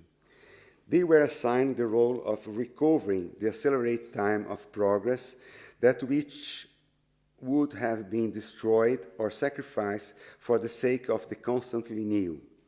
In the late 70s, however, this museum had to adapt itself to the new reality imposed by the growing awareness of the importance of the present time of daily life. Alongside this change, in the orientation of the critical and academic debate, proposing revisions of the art history, the end of canonical interpretation, propose alternative narratives with new selection and ordering for a museum's collection, allowed for the rise of other methods for presenting artistic production, of new critical frameworks and conceptual structure, which transform it and expand the role of art collection and exhibition. Today, the public wants to understand the signs that point to the newest, the most recent development, the manifestation of personal and original worlds, just like themselves as individuals who photograph themselves at every moment and post on the social networks. In a society centered by the media, people want to consume and be part of great event. It seems that the museum visitor wants to experience the future before it takes place. Art is also part of the entertainment industry, and in the culture of spectacle, the museum, the exhibition, the biennial are respectable. We have fun while believing we are educating ourselves. This shift from aesthetic contemplation to the assimilation of the contents of art has created new social and programmatic demand for the museum, enlarging its function. Now, it should be didactic and educational in a wide sense and accessible. It should engage community and be popular by politically and socially active. Be politically and socially active. Above all, it should serve the patrons and the sponsors who are now making it economically viable. Today, the visual art circuit or system constitutes a powerful economy sector with a sophisticated contingent of professionals and technical staff with salaries paid by resources arising from fiscal law that encourages philanthropy by individuals and marketing by corporations. Therefore, the confrontation in the museum's territories no longer takes place around the production of experience and knowledge. Rather, they are concerned with achieving goals and indicators with a view to financial and fiscal control, the optimization of investment and costs reduction. A mode of capitalist, business-oriented production is proposed for the experimental work of research, reflection, and education. Numbers and percentages are the main indicators of results, which are measured annually, analyzed, compared, evaluated. They influence and are reflected in the determination of policies and the strategies, causing eventual changes, of course, for the organization that work with the gaze and visual perception. It seems that there is no possibility or interest for qualitative criteria. But the question is, even though they are under continuous scrutiny, are the museums fostering a more knowledgeable and aware public, a more visually educated population, citizens with heightened responsibility who are committed to their time and place?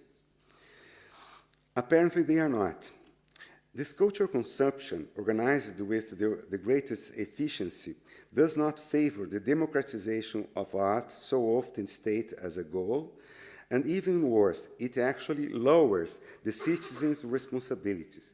The visitor is told not only what she should look at, namely everything that is considered a must-see, but is also inculcated by way of an efficient didactic arsenal in regard to how she should look at the artwork. Everyone becomes adapted to the prevailing conditions of production. The sponsors need the museum for social insertion of their image or brand. The museum needs the public for its financial and ideological legitimacy. The public needs the museum as a delegate authority of knowledge and culture. In this system, the museums run the terrible risk of being guided by lines of the market, which tends to promote the qualities of formal intelligence above those of individual experience, of imagination, of subjectivity, which by means of art can be made to flourish in each individual. One of the most poetic criticisms of the museum is the text by Paul Valéry, The Problem of the Museum, published in 1923. At that moment, the museums enjoy a positive reputation among the public at large, and Valéry felt free to criticize them, since the contemporary art at that time, modernism, was excluded from them. The author states, I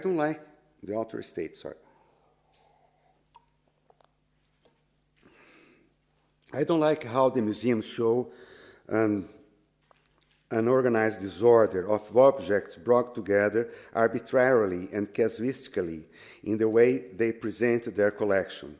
The whole thing takes on the air of a temple, salon, cemetery, or class about what is being seen. Should I be instructed here or allow myself to be beguiled? Or should I seek here to fulfill my duties as a middle-class intellectual? According to him, even the perception is insulted and harmed in these rooms of incoherence, where an object competes with the next, robbing it of its meaning. The modern subject is impoverished by the excess of quarrels and dispute, including the fact that Venus is transformed into a historical document. The historical development of the museum has always been accompanied by criticism of them, but with a variety of arguments. We never speak of the same museum if we consider the various generations that have passed through it. Nevertheless, with the transformation of the museum into hubs of the tourism industry, the service become more important than the objects in them. The happening is more important than the expertise. Cultural heritage has become the theme of cultural industry, just as the cultural heritage industry has become the new mode of cultural production. Is this conception of the museum and its service in the institution's future? To what point can we believe in some effectiveness of this new economy which drives the already existing museum and creates new ones? I believe that the museum future lies in the new form of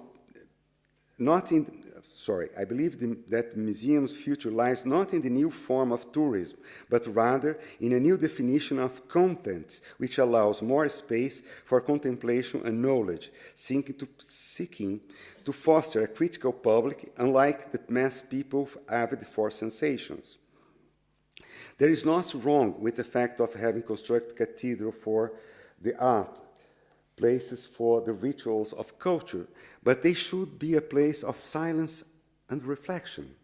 Moreover, they should be spaces set apart from the noisy world of the spectre of culture, from the ceaseless flow of the information networks, from the rhetoric of corporative capital and the philanthropy of the elites.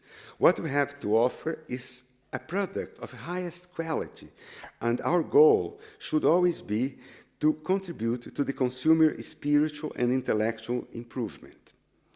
The conclusion is that it would be best to seriously assume the role of the art museum as a place for art, and this is not a tautology. The meaning of art can only be developed, incremented, and advanced when the symbolic institutional space is engaged in and coexists with art from the past. The museum cannot be legitimated only through the incorporation of the contemporary artistic practice by the demands of the circuit in which it is inserted. Art needs to point to its own genealogy in order to materialize any meaning it may have. One of the museum's noblest tasks is precisely that of guaranteeing the presence of art, ensuring the visibility of artworks that have already been made. Finally, I would like to observe that the debate on digitalization of the museums and the globalization is being waged in terms of mistaking approach and proposal. Assuming that the entire world can be digitalized, the museum is not being true to its identity when it makes its service part and parcel with this technology instead of only using them for ancillary purposes. Its possibility for broadcasting and communicating seem infinite and constantly renewed. But it seems that the criticism that was made about André Malraux's Imaginary Museum concerning its artificial and reductive character still applies here. In his famous books, Malraux proposes a museum without walls, a museum in our minds, in which the demand of a real museum is substituted by the idea of a virtual museum. He was thinking not only about a museum without limits, but about an art without limits. A museum with the art of the entire world, a territory without categories. Malraux sought not only a shift of real space into the virtual, but also the replacement of originals by photographic reproduction of the artistic objects, create a complete collection of art by way of photographs, even though in many of them one sees only part of the object photographed. The author was thus proposing a global museum with works from everywhere, though in accordance with the perspective from the lens of Malraux's camera. This is any work that could be photographed could be admitted to the Imaginary Museum. As observed by critic Douglas Crimp, photography not only ensured the admission of various objects, but it was also a tool of organizing this museum. It reduces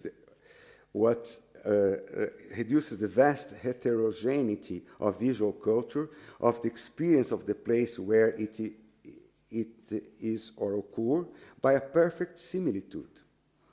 Google Art does the same thing. For its part, the globalized world offers a unique opportunity for us to form a new conception of ourselves to the experience of difference and otherness. But this is also the necessary condition for the installation of a dialogue, of an exchange with other creative practices and culture. This process came hand in hand with a geographical opening that produced more than a widening of our field of vision, more than a simple displacement of the poles of interest. It put in question the established frontiers of the art world, namely the frontiers of the developed Western world under the hegemony of Europe and the United States. Thus, the local museum remains as an incorporator of local traditions and culture, not as a museum of folk and popular tradition, but as a privileged space of debates between the local and the global. We should understand that even the notion of Western implies a local character, notwithstanding the effort of modernism to propose and implement a universalizing project. Business people, ideologues, can argue about the fact that we are headed toward a global village, but the museums should be left outside of this, standing alone like parochial churches. What is the advantage of a globalized museum if the types of museum that can be reached physically or virtually exist everywhere in the world, reproducing themselves from one to the next one? It is not, therefore, the object, but rather the activity of the museum that can define its future. This is not a question of producing increasingly attractive spectacular exhibition with aim to increasing the number of visitors. More important, we need to determine if you want to enlarge or change the notion of the museum and the exhibition, or if we can conceive and propose enrich the notions of the enriching notions of them never attempted before. In any case, we must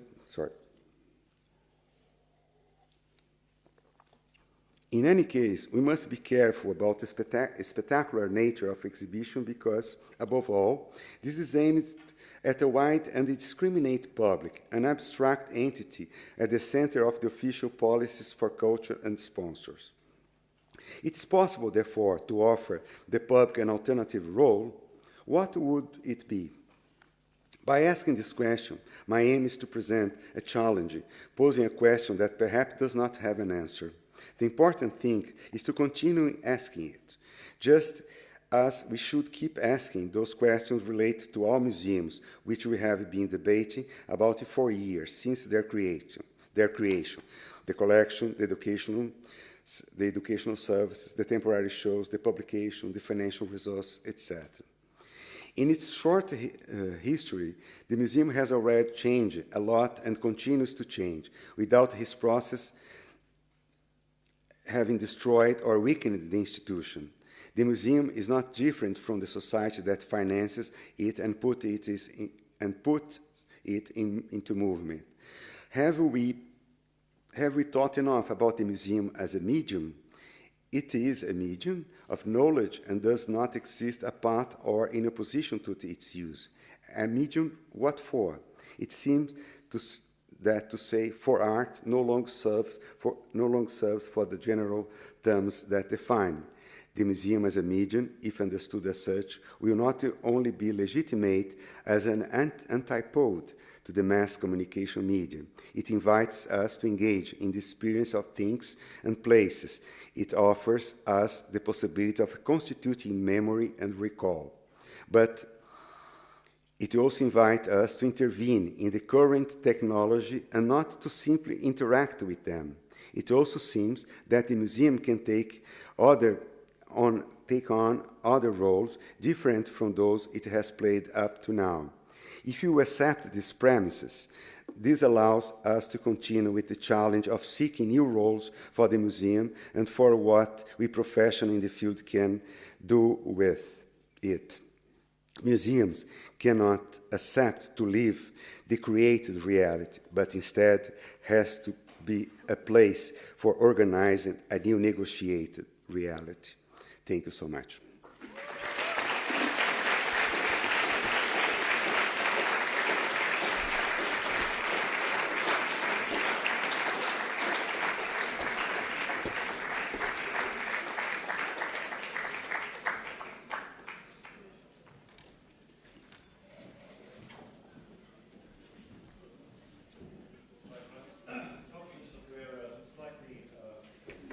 Behind schedule, and that there is several tables of enticing wine outside, which I don't want to keep you from for too long, but it would seem to be a great shame not to have time for 2 or 3 questions after 2 such stimulating and ramificatory talks. So are there 1 or 2 questions we could have before pursuing this a little more informally next door? Anyone? Yes. Peter. I have a question for William Kentridge. There was an interesting sort of double element in your talk between. Sorry. Is it on? Yeah. Doesn't seem to be on. Is it? Okay. Where on the one hand you were talking about this as a general point about how we all think in all contexts. On the other hand, you were talking about it as a very specific way of thinking in the studio. And I know from some other comments that you've made in other fora that you you're also very interested actually in the interplay between different kinds of thinking. So I just wonder if you could comment a little bit more on that sort of tension between the distinctiveness and difference of this kind of thinking and this actually as a guide to general thinking. Well, I think, firstly, it's always a reverse engineering. I mean, the impulse is there to make those drawings and the sculptures and the turning sculptures, and then they've got to be justified in a way, which is what the structure of the lecture then tries to do.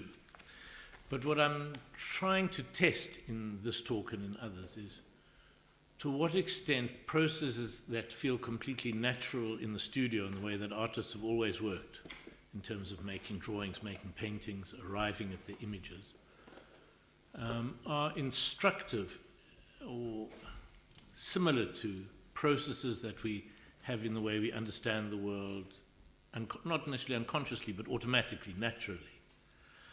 So we see in a studio you very construct a collage, one thing stuck against another. But when you walk through the world, you assume you are seeing the world as it is, rather than assuming, well, I'm seeing all these huge number of different fractions and fragments which I'm constructing into something which I believe I've seen. You can understand that very easily, for example, with a stereoscope. When you walk through the world, you assume you're seeing 3 dimensions. You're walking through 3 dimensions, so you assume that is what you are seeing. It's a natural activity. When you see a stereoscopic photograph, you have 2 flat photographs. You can see it's a flat photograph. There's no depth in it if you look at one eye. And yet if you look through a stereoscope, there's a certain moment where these 2 flat images your 2 eyes are seeing join together and produce this depth. And so what you're very aware of in that moment is that that is something your brain is doing. It's acting like a muscle and transforming what is flat into an appearance of depth. So you're very aware of that as something that you yourself are doing, are constructing that sense of the world. But if you go through the world, we're doing exactly the same thing. Each eye picks up a flat image on its retina, and when you put the 2 together with the distance between them, we have this sensation of extraordinary depth. And that becomes invisible. That normal seeing becomes invisible, what we are doing. So I think it's that sense that the processes of the studio and that kind of thinking is not saying all thinking is like that, but it's for me it's sometimes revealing of the way we make a completeness or coherence out of what is in fact fragments that require our agency to turn them into a naturalistic coherence. I should have said you have to wait for the microphone to come to you. I'm sorry, my omission. Another question? Yes.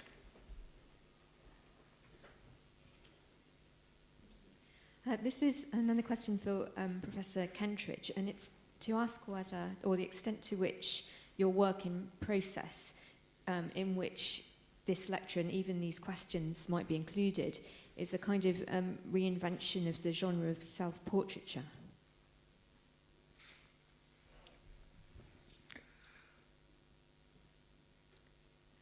I mean, the coffee pot was a kind of a facetious self-portrait, although a series of different coffee pots. But I think it is in the sense that that double portrait in the studio, for example, the making of the artist as maker and the artist as viewer, drawing that rhinoceros, is a kind of displaced self-portrait. And a lot of the films I've made have kind of been self-portraits in the third person, so to speak. I haven't thought of it in those terms, but it's an interesting trajectory. Thank you. Any more? Oh, one up there and then one down here. Yeah, I would like to congratulate Ivo Mesquita. I really enjoyed your presentation. It was very good. I had found that in museums in England, I found that the colonial part is not very the labels in the museums sometimes are they lack lots of information about all the colonial times. And I think that should be raised in the museums curating. I think it's very important. Thank you. Thank you very much. Do you want to comment on Sorry, I think I didn't got your point. So it's like we're talking about colonial what? Colonial references in English museums. Oh, should be more fully explicated. Oh, I see. Okay. I think. What do you mean? This is a hot topic, okay? So, or deep waters, you know? So it's like going back in the presence of colonial art. Well, we were talking today in the lunch about a little bit about this presence of colonial art in European museums and what it means. I think there's a whole debate about this, you know, because it's like I told this story. When with Brazil and Argentina, we had this in around 1870. We for 7 years we had a war against Paraguay, and Paraguay it's still a poor country until today because they never recovered from that war, you know. And there is this story about this, and Brazil brought from Paraguay at the end of the war the main canyon existing in Paraguay, okay, that today is in Brazil, the main Brazil history museum in Rio de Janeiro. Recently, Paraguay started asking back for the canyon to be sent back, you know, and there's a whole debate in the country if we should send back or not, you know. It is interesting because we, the museum people, we are against sending back the canyon to Paraguay. We don't agree with that because that is part of our history, is how we destroyed that country. That's a monument that we did. So that is for our memory, to keep our memory about that. I don't know if I answered your question. On what we have done. Okay, there's one last question here, and then we'll go next door for a more informal conversation. Yes, my question actually was for Ivo Mesquita. And I was wondering how, I was amazed at that building, the Lina Bardi building, how much of an effect that has had on... How much? On it was interesting how it seemed to be very pivotal to you. Oh yes, because it was such a radical moment, you know, in her architecture, and also conceiving a museum like that, you know, in this very brutalist. We have this, okay, because that's why I show in the first image was the Fine Arts Museum in Rio, which was this very European-like, and then she comes with this proposal of this very, let's say, cutting edge, I don't like the word, but anyway, this cutting edge architecture, and as this brutalist, you know, that's a look and finish it, you know, it's like it's raw concrete, you know, and having all this artwork, this beautiful artwork inside.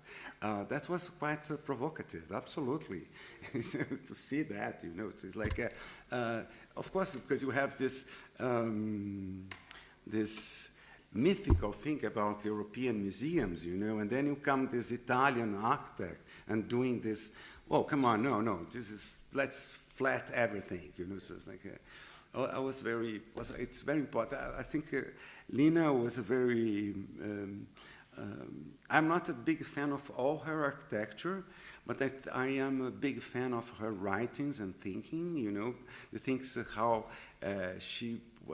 how provocative she was, and how stimulating she was in for the cultural intellectual scene in São Paulo and in Brazil.